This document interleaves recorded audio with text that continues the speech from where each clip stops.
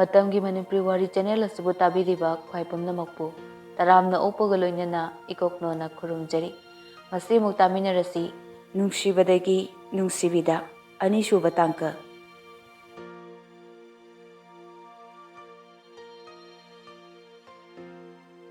Thoina kai chalino sina anowani khangoi habige tawani tokjareduna aidi lame charurani thongdo harap nga silamlaga thoklai aduga Jeff ogi thongjinda leptuna thongda harap thillaga korai bye chakcharo sila o Jeff na thole nakandagi yetlo manglungdagi chakchaba loina thongnarakle aduga punna mess hall-da laktuna chakchanai mi su yami Jeff na yerum ahum paiduna thoida ama pisali se bye thoina yerum ne thank you bye Jeff noklaga harai hayengdi lai haraubugi lairoini yengusiro Thomas na thoi nangdi chatningdro thoi ngakna kaino yagadro thokpa phudaradi Thomas na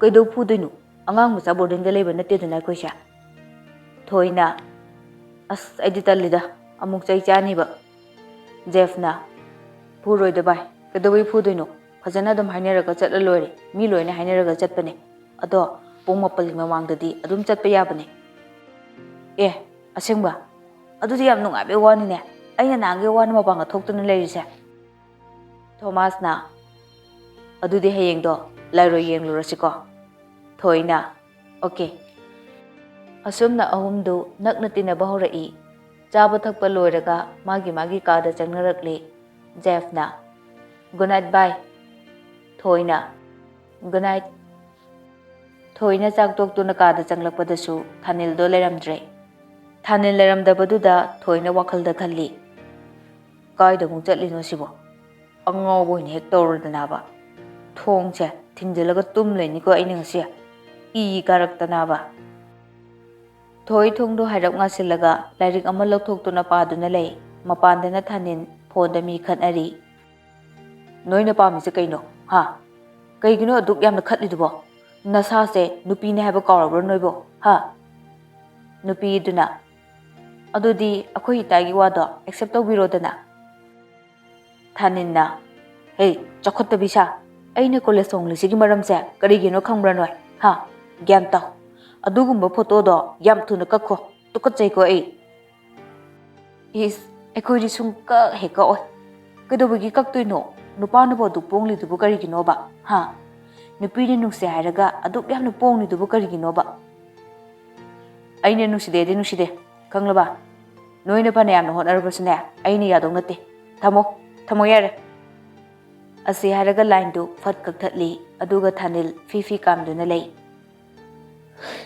sung he nungside nupi moinu sittaba saradana Wendy piklingai degi thanil ga larik taminarakpani matamdudagi hongna thanin bungawjarakpani Wendy thanin bo aduki matik nungsijai adubu phongtokpagi tanjadi phanglamde college tamba phau thanin tamba college thiduna tamlakhibani Wendy gi mamanabi chinjaubi kharana thanin ga Wendy ga koinare haiduna sandoki Wendy na di yajakhidabani adubu mamanabi singduna magi wa takhide hostel gi room manungduda thoidi thengjilakpaduda phamungda hipkre thanin su phone da wari sabadu loiraga room da changlai aduga thongdo thingjilaga magi phamungda kakhatuna hipki mathangi numitni chak ising chanaraba matungda class matam oiraduna anidu room dagi thoklai aduga classroom yongnoba lai thanin di kap chatliba thoigi tungda tapna inai thoi wakhalda khalli masibo room khangdabagi inarakli jara adugo kemtaga haidini thanin su mathanda tumina soli hangbasu talline yamna khangdaba mankiniba tumina suminageda asumna room yogduna anido class yauki thoiga thanilga walang sukngangnandana numit phana yamjinkhre Jeff ka Thomas ka thoiga makoi ahum dinak ratina jai thoi chu mi khonbagi hongnabi tinabada mina hekta nappi Jeff masak fajai mamitti khara adum khoi Thomasna yamna fashion tauba nupa amani. Makoi anidi chang amada nupa amagi sakta chuda adumak wang chawna phajai. Thanindi mayamdagi top topi. Masaksu yamna hot oijai body shuni. Wang basu yamna wangi body ga yenglubada chap manai. Mina hek ubada mitkup loidaba phibamni. Nupidaga pami nungsi hairurabadi yarak loidaba nupi leiroi. Kuchusu yamna natragasu adumak ngawi. Kulay kuchudagi khara panthokpa kuchuni. Masamsu masai khara mamit yauna lantak thadai. Ataina tena masana nakai. Thoidi thanin ga maga kada leminabaduda amuk thaningi phajabaduda hairap yenglui. Pambagi yengba natte thaningi phibamdudani. Thaninde thoichabu homo male hainade haiduna halna fawo yenglamde. Nupina nupa sadana nupa kaya maluni. Saksu nupi oina poklubana nupi amagum nungsiba phawi. Adubu masak matau phajakraba nupi gi sakta chuda nupi oina leramlagadi yengloi nupa amata leramloi. Nungthilgi matamni thoi iru luba loraga barumdagi thoglai thanin sungai duna lerami. Thoina thoglopaga thanin na khol kalapna hairai. Kari ta aga leirino sasat luba yadro mina ngari se udro. Wahai khara se hairamlaga thanin de barum da fat changki. Thoi chadi mamit mana paithokduna machindo tumthoktuna lei. Thanin bu phuge habegi phibamni mana tawribado.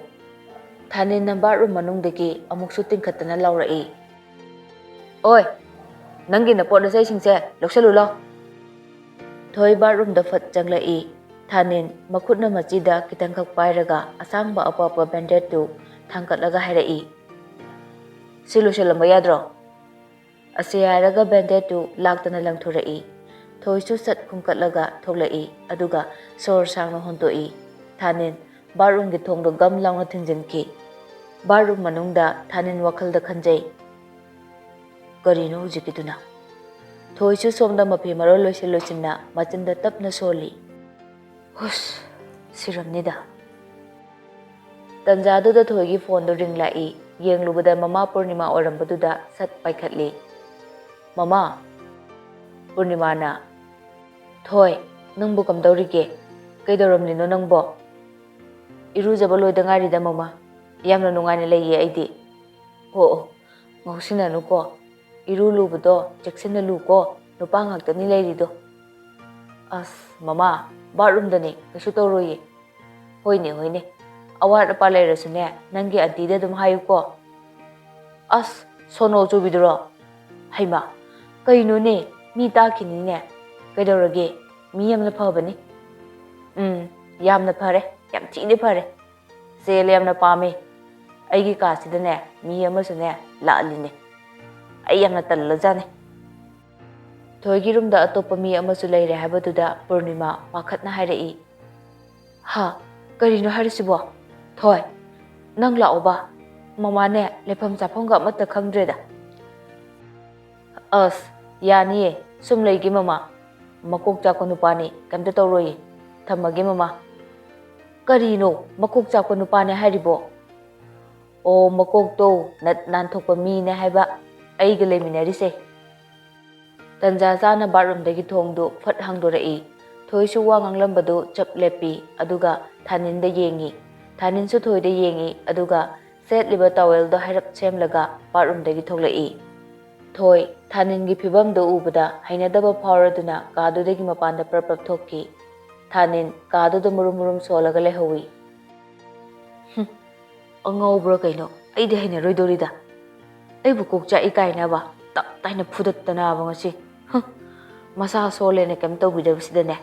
Mi usitri ne ba ipik kheba mi ju usitri. Thoina mapana sum lepaga leibaduda Thomas na uraduna hanglai. Thoi kadoriba nangdi mapan sida. Thoina kaisu tawdeda sum haktilangambane. Adudi sum thoklu silaudana nusit jaba. Hoine yaine. Thoiga Thomas ka punna sakhige tawbaduda Jeff na hanglai. Kadaidano? Thomas tapna machinda murum soli. Tawradam. Jeff na hanglapaduda thoina kumlai. Lao bai, nungsit jabane. Chalu si lao. Jeff na. Oh, soy se nungsit asing musyam na sitpane. Lao, asidoy na chalu se. Asi haraga Zefna thoigi makuto harap paiduna chingi. Thoidi karisu khandana Zef ki matung inei. Zef ti karigumba khara phawbugum tawi masaduda. Thoigi makutuda adumak yengi. Zefna yenglaga leibaduda thoina hanglai. Kaino Zefna as nagina kuse yam thotle. Zef ki wahaiduda thoi makuto fat chingthoi aduga harai. Masagine. Zef noktuna Thomas ta onsilaga amuk harai. Asengba yam thotle haiba. Thomas na adu kadorage nuwaina thabak suduna kena lebegine. Thoina hoi chumme thabak suduna kena lebegine. Zef na amta yengene ase haraga thoigi makuto amuk supai dogi tawi. Thoi makuto pat chingthoi aduga harai. Ngawrabo kainune. Thomas na sono chubane lao bai manaruno. Thomas na thoi bu lengjumda konduna chatki. Zef ti ngahak leptuna yenglaga lehawi. Thomas na bai nang DRD da lei haidai ne adana hena college afaba leibani adu kaiginu sida tamisibo. Thoi na sidana iramdamni dana iramdamda leningdaba kana leigene. Thomas na naram oirasu mi phatrabani ko haujikanse. Ado noidi farisidi. Hoine aibudi faine. Bai no shitinaba yamna nungai. Aige leminabadudi ne pura kokta maniko koktrang haisin. Sono ijujuradana ba. Kaidorino haise. Khangde kokta amane kokta amai tawtaweba. Tom jeri do adu mangai ibanina leminarise. Mana tom aina jeri. Thomas thoigi wahaiduda sita noi. Tung oina laoriba Zef ti aniduna nokpodo ubada makhoi anigi mawong mataw aduda chawningba pokli. Zef na kaigino aina makhoi ani punkhraga sawninglisibо. Thoise aiga dum loina ningisina karigino. As aise ngawra maleda. Thoina bai mamlak tore halasira. Thomas na mamsunu kaino nongai turcha. Thoina sidadi mamadi misingse mapananta thongna daine. As Nungshiba madudine nupi ki wane hausit yam chawkhatle loina thongna re ko kem tawnadre. Ado nupi budi mamladi thongna de. Thoi wakhalda amuk khalli. Uff aise nupa oleni ko kawe.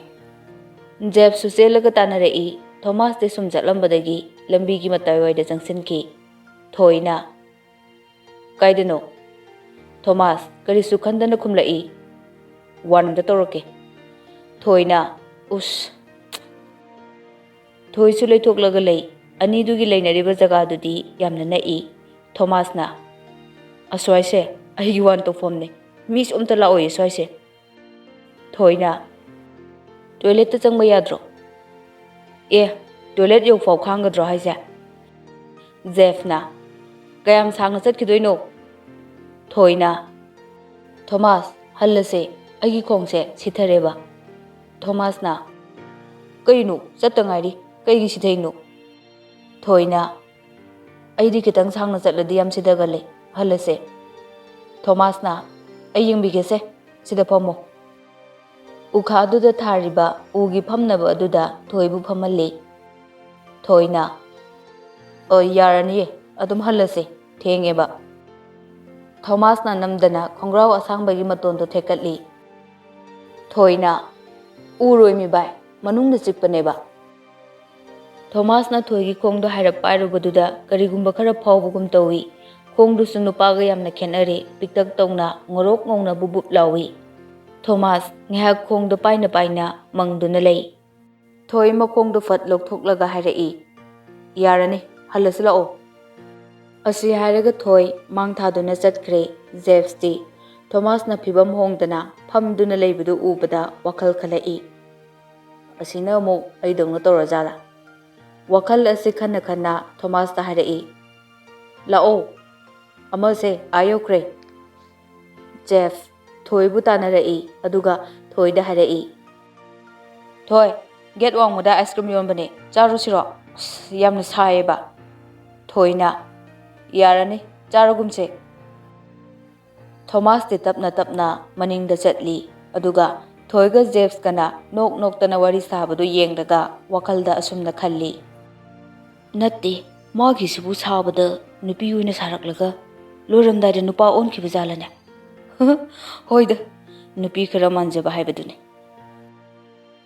room manungdana thanin game kana sanari nungsit chaba chatluba makoi ahumdusu room yorokduna magi room da changnarai thoi room da hek changlakpaga barum tangna changlai aduga mana mathakta tawelna kuptuna yalamba bandage apakpadu yengbadadi leiramdre thoi machinda soli as kaida mu chakrajana kagi thongnauda puritna kuptuna thanambudusu amuk yengi adusu leiramdre tumina larik yengduna leiriba thanindasu harap yengi hangbasu tan tofong khangduna leiri thoigi mawongdu thaninsu urini adubu udaba saduna lei thoi makokto goro hotuna magi phamungda git phamthai aduga thaninda saungna yengduna lei asumna yenglakpada magi mon makhadu da mifam tarui mon makhada machi ama hendoktuna leibudu ubada phat chingthoktuna yenglaga hairai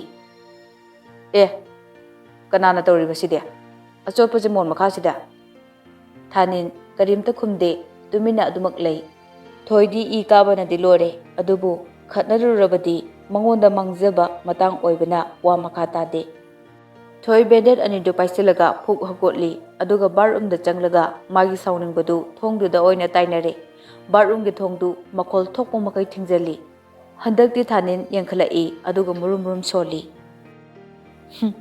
homo ni ne showdi lore mafam chana ne napot na jaitu thamdrabadi aduni sidagi henba yam torokhini bathroom manungdu da thoicha hanagum sandoktuna poromlaga thoklai thaninna matungda di phi phawbudo mapanda phawruso manungda ne pangyan yansingano nong tabusu nate mon makhada thambiramido pharabane matungda di ne laktana langthokini thanelgi wai singdugi pakumdu thoi khonjel thoktana thamoide khumi yadabagi khangabo yaradine adum phawrani kok chak sana haijin wangang thoktrabasu thoigi sakphamdudi thanindadi phuningba sakphamni thanin vended ne habidi khangi adubu kari tawbuda sijanabano habidi khanglamde thoi table dagi lyric singdugi maraktagi karino ama thibagum tawri isoksu aroibida langi wangang thoktrabasu machinda prok chaknai soglangi murum soli thanindi thoina haribadu karino haiba tadragasu solibadudi taribanina sauningbu sum henkalai pairamba lyric to phat thamlaga thoida harai appai posina na pokam thomakani huji homora he churadana wado hainingadi ko hayo adomana tawgano yam hinade thoina kadarage thaninna khanaraklabadi phunaraklabadi phajade haiduna thanin tumina leire asumna anido amanasu homo mali hainade haiduna loinaningde amanasu nupinina thaningi khara kengjaba matawduda loinaba talli asomdana Jeff lyric pana tarang amada tawraga lei Thomasuni Jeff wakhal sum tawrambadagi Thomas da kaurai bye Thomas na Jeff na film da kaida moina ge haido kamda rujan Thomas na ge haidi nupa masel koina bado adudi aisu khangi he ado asengi chatnaba yaba jalo duba kaino nang koige hairo as kasu tawro he sum hangbani ba natteda nangsu ge go oininga iraba Jeff nofet tawna khumlai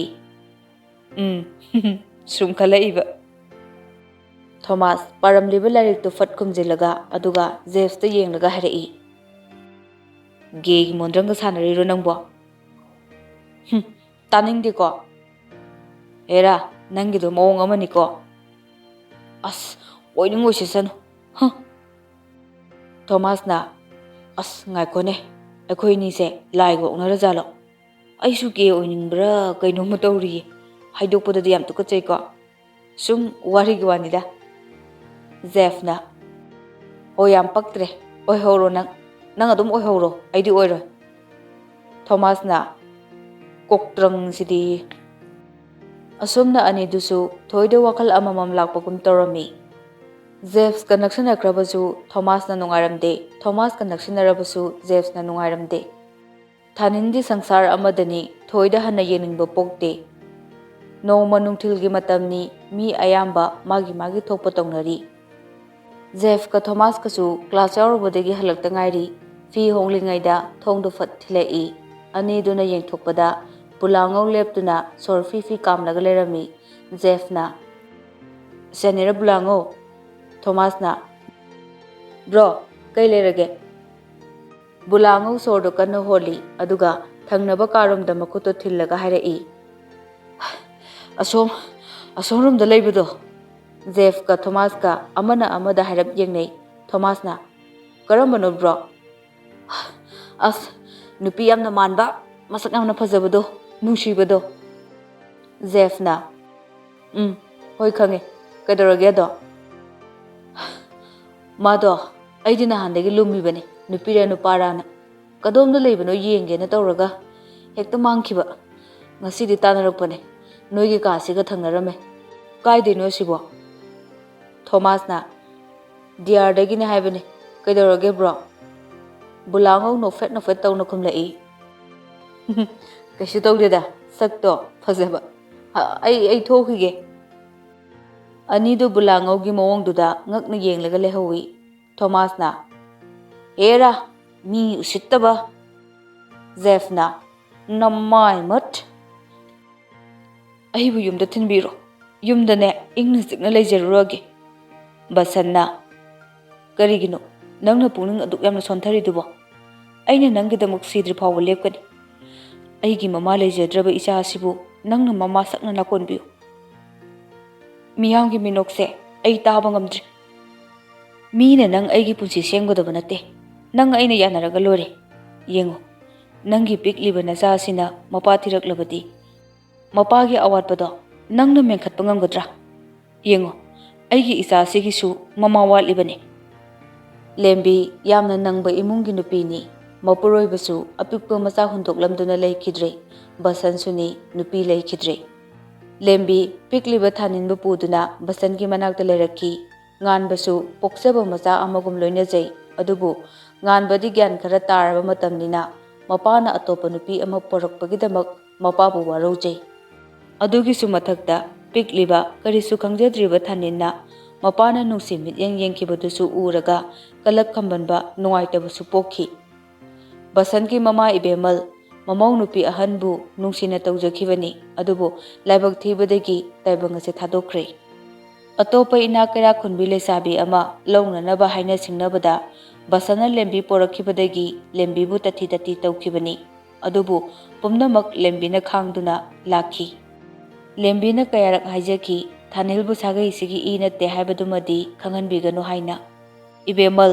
ꯄꯨꯛꯆꯦꯜ ꯄꯤꯛꯄ ꯅꯨꯄꯤ ꯑꯃ ꯑꯣꯏꯕꯒꯤ ꯍꯧꯅꯕꯤ ꯊꯥꯅꯤꯜꯕꯨ ꯅꯨꯡꯁꯤꯕ ꯉꯝꯗꯦ꯫ ꯀꯔꯤꯁꯨ ꯈꯪꯖꯗ꯭ꯔꯤꯕ ꯊꯥꯅꯤꯜꯗꯤ ꯕꯁꯟꯕꯨ ꯑꯄꯣꯛꯄ ꯑꯃꯗꯤ ꯉꯥꯟꯕꯕꯨ ꯍꯦꯛ ꯄꯣꯛꯃꯤꯟꯅꯕ ꯃꯌꯥꯝꯕ ꯑꯃ ꯑꯣꯏꯅ ꯈꯟꯖꯔꯤ꯫ ꯏꯕꯦꯝꯃꯜꯒ ꯉꯥꯏꯍꯥꯛ ꯅꯤꯡꯉꯥꯏ ꯁꯪꯗꯥꯅꯔꯕꯁꯨ ꯃꯕꯨꯛ ꯃꯅꯨꯡ ꯌꯧꯅꯗꯤ ꯈꯟꯖꯤꯟꯗꯦ, ꯃꯔꯝꯗꯤ ꯑꯁꯣꯟꯕ ꯃꯕꯣꯛꯅꯤ, ꯄꯉꯥꯡꯗ ꯉꯥꯡꯂꯤꯕꯅꯤ ꯈꯟꯗꯣꯛꯂꯝꯃꯤ." ꯅꯣꯡꯃꯥꯏꯖꯤꯡ ꯅꯨꯃꯤꯠꯀꯤ ꯑꯌꯨꯛꯀꯤ ꯃꯇꯝꯅꯤ꯫ ꯂꯦꯝꯕꯤ ꯃꯄꯥꯟꯗ ꯏꯕꯦꯝꯃꯜꯅ ꯃꯤ ꯂꯥꯛꯑꯦ ꯍꯥꯏꯗꯨꯅ ꯀꯧꯊꯣꯔꯛꯄꯗꯒꯤ ꯊꯣꯛꯂꯛꯏ꯫ ꯁꯨꯃꯥꯡ ꯃꯆꯤꯗ ꯂꯦꯞꯇꯨꯅ ꯂꯩꯔꯤꯕ ꯊꯔꯣꯕꯨ ꯎꯕꯗ ꯂꯦꯝꯕꯤ ꯇꯨ ꯆꯨꯡꯈꯤꯕ ꯈꯪꯍꯧꯗꯦ꯫ ꯃꯆꯤꯟꯗ ꯅꯥꯁꯣꯟ ꯄꯤꯛꯅ ꯁꯣꯜꯂꯤ꯫ "ꯏꯃꯥ." ꯊꯔꯣꯅ "ꯂꯦꯝꯕꯤ." ꯏꯕꯦꯝꯃꯜꯗꯤ ꯅꯥꯀꯜꯗ ꯐꯝꯂꯤ, ꯑꯅꯤꯗꯨꯗ ꯍꯥꯏꯔꯞꯁꯨ ꯌꯦꯡꯉꯤ꯫ ꯂꯦꯝꯕꯤꯅ "ꯀꯥꯈꯠꯄꯤꯔꯛꯑꯣ." ꯊꯔꯣ ꯃꯥꯡꯒꯣꯟꯗ ꯀꯥꯈꯠꯇꯨꯅ ꯊꯥꯔꯤꯕ ꯃꯣꯔꯥꯗꯨꯗ ꯐꯝꯃꯤ꯫ ꯂꯦꯝꯕꯤꯁꯨ ꯃꯅꯥꯛꯇ ꯂꯦꯞꯄꯤ꯫ ꯂꯦꯝꯕꯤꯅ "ꯆꯥ ꯁꯦꯝꯃꯛꯀꯦ." ꯊꯔꯣꯅ "ꯁꯦꯝꯂꯨꯔꯅꯨ, ꯏꯃꯥꯅꯦ ꯊꯥꯂꯛꯄꯗ ꯉꯥꯏꯔꯤ." ꯏꯃꯥ ꯍꯥꯏꯈꯤꯕ ꯋꯥꯍꯩꯗꯨꯗ ꯏꯕꯦꯝꯃꯜ ꯐꯠ ꯌꯦꯡꯊꯣꯔꯛꯏ꯫ ꯊꯔꯣꯅ "ꯂꯦꯝꯕꯤ, ꯏꯃꯧꯕꯨ ꯅꯨꯡꯉꯥꯏꯔꯤꯕ꯭ꯔꯣ?" ꯑꯁꯤ ꯍꯥꯏꯔꯒ ꯊꯔꯣ ꯁꯨꯠ ꯀꯥꯞꯂꯛꯏ꯫ ꯂꯦꯝꯕꯤꯅ "ꯏꯃꯥ, ꯅꯨꯡꯉꯥꯏꯔꯤꯌꯦ, ꯑꯩ ꯌꯥꯝꯅ ꯅꯨꯡꯉꯥꯏꯔꯤ꯫ ꯀꯨꯟꯖꯣ ꯍꯣꯏꯗꯤ ꯀꯝꯗꯧꯔꯤ? ꯅꯨꯡꯉꯥꯏꯔꯤꯗꯅ? ꯅꯪꯁꯨ ꯇꯥꯗ꯭ꯔꯤꯕ꯭ꯔꯥ?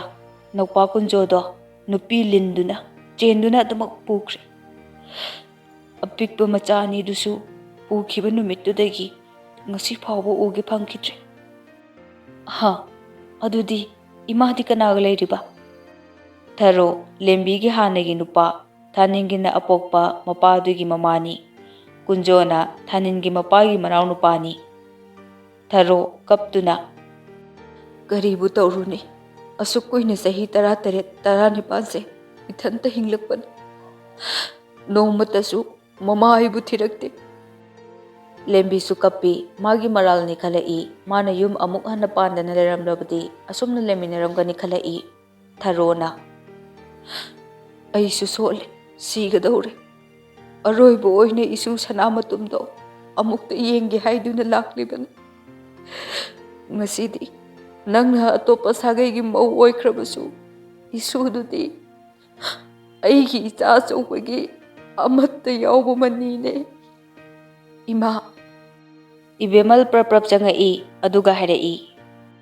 Ibema hekta kaurage ko. Asuk kuiba matamse waraktabi imaudo kadaide lay haibadi thiraktraga ngasi khakta thirakliba sibu karigino.